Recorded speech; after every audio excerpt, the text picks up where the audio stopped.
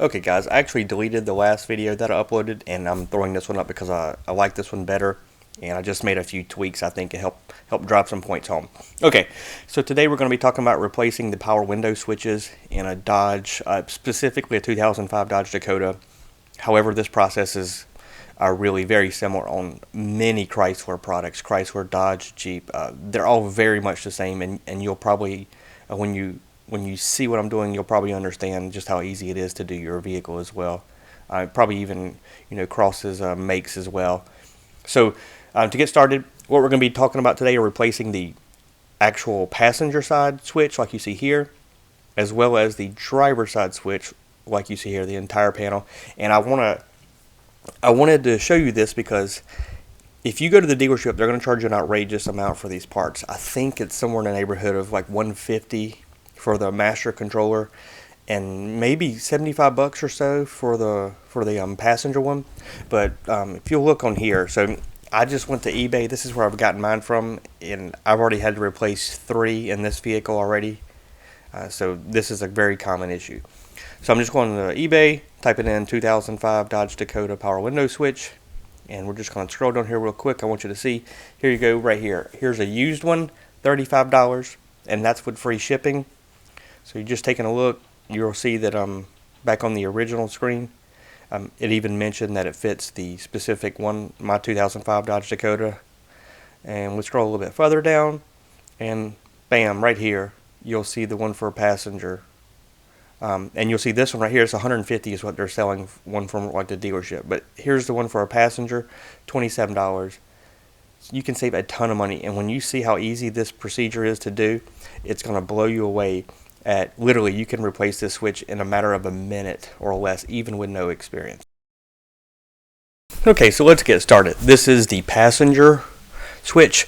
You just need to take a flat-bladed screwdriver, pop it up, ignore all the scuff marks. I promise you it's not from this procedure. Then you're going to press down on the clip where my thumb is, remove the electrical connector. And again, this procedure is the same for all of the passenger, the back and the front passenger.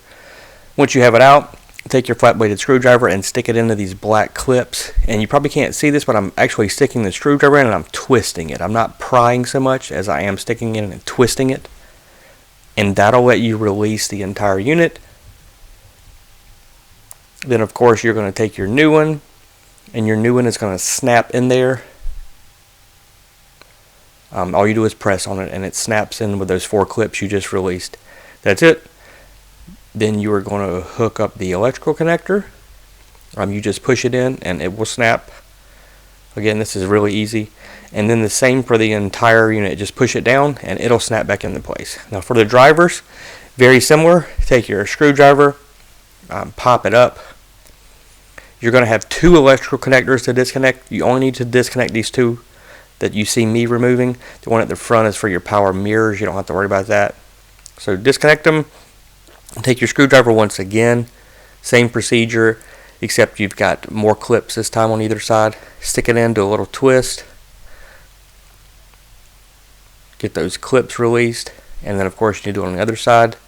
And while you're doing this, I'm using my other hand to kind of pry it out, as you can kind of see. I'm using my thumb or hand, and it'll come right out. It's real easy, and that's what it looks like. And then to put it back in, ignore the dog. The dog didn't help at all. Snaps right back in.